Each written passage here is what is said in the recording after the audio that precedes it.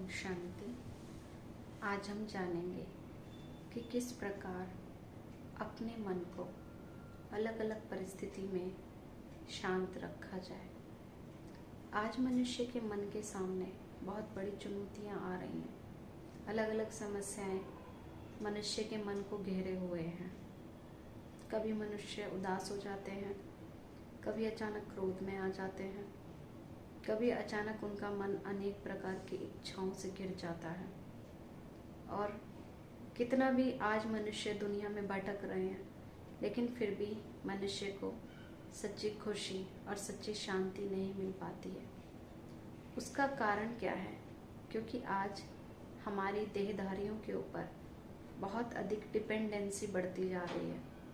आज हर कोई यही कहता है कि फलाना व्यक्ति हमसे ठीक से बात नहीं करते, फलाने व्यक्ति हमें सम्मान नहीं देते, हमें सहयोग नहीं देते, हमारी मदद नहीं करते हैं।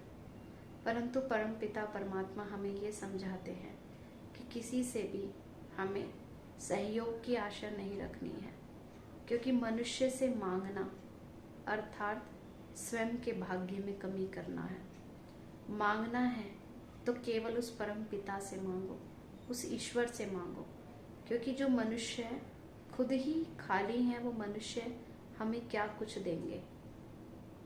आज मनुष्य के मन में यही एक इच्छा रहती है कि सब हमें सम्मान दें, सब हमें स्नेह दें।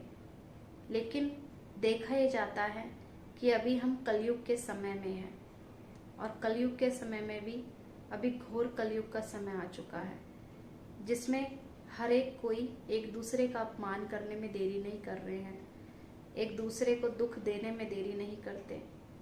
छोटी छोटी बातों पर एक दूसरे की निंदा कर देते हैं, एक दूसरे को धोखा दे देते हैं। तो यदि हमारे जीवन में इस प्रकार के कोई भी दृश्य आते हैं, इस प्रकार की समस्याएं कोई भी यदि हमारे जीवन में आती हैं, तो हम हमेशा ये याद रखें कि अगर कोई हमारा अपमान करता है तो वो हमारा कुछ भी छीन कर नहीं ले जा सकता। वो केवल गलत शब्द यूज कर सकते हैं, गलत व्यवहार कर सकते हैं, परंतु हमारा कुछ भी कार्य बिगाड़ नहीं सकते, क्योंकि हमें वही मिलेगा जो हमारे भाग्य में है, और कोई हमारे भाग्य को छीन कर नहीं ले जा सकते।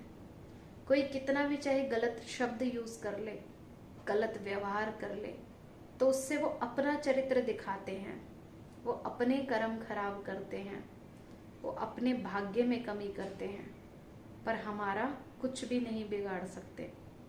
इसलिए हम हमेशा ये याद रखें कि मनुष्य चाहे कितना भी अपमान क्यों ना करे, अपमान करने से हमारे ऊपर फर्क नहीं पड़ना चाहिए, क्योंकि यदि कोई हमारा अपमान करता है तो वो अपने पुण्य कर्म खर्च कर देते हैं, और वो पुण्य हमारे भाग्य में जमा हो जाता है।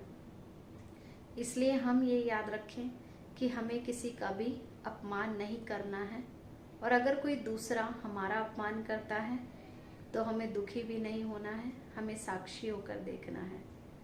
अब आजकल कई पेरेंट्स कहते हैं कि हमारे बच्चे हमारी रिस्पेक्ट नहीं करते, हमारे बच्चे हमारा कहना नहीं मानते, हमारे बच्चे हमें मन की हर बात नहीं बताते। तो हमें अब अपनी चेकिंग करने की ज़रूरत है कि उसका कारण क्या है।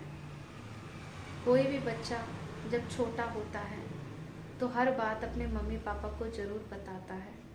जब छोटे बच्चे होते हैं, छोटी छोटी बातें आके अपने पेरेंट्स से कहते हैं, लेकिन पेरेंट्स क्या करते हैं? उनके सच बताने पर भी उनको डांटते रहते हैं। वो हर बात अपने पेरेंट्स से सच्चाई से कहते हैं, तो भी उनके पेरेंट्स उनको समझने की बजाय और ही ज़्यादा उनके साथ गलत व्यवहार करना शुरू कर देते हैं। और इसी कारण फिर बच्चे धीरे धीरे क्या करते हैं? अपनी बातों का एक्सप्लेनेशन देना बंद कर देते हैं, बताना बंद कर देते हैं। तो उसका कारण क्या हुआ? गलती किसकी हुई?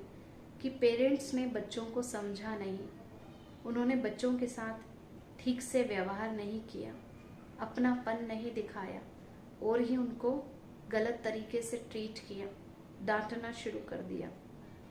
तो इसी के कारण क्या होता है? बच्चों के बीच में और पेरेंट्स के बीच में दूरियां बढ़ती जाती हैं।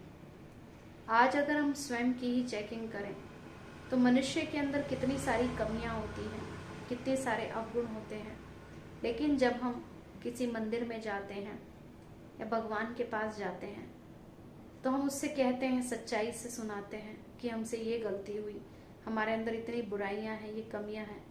फिर भी वो भगवान दिल से यही कहता है कि तुम मेरे बच्चे हो, तुम मेरे प्यारे बच्चे हो, मेरे लाडले बच्चे हो।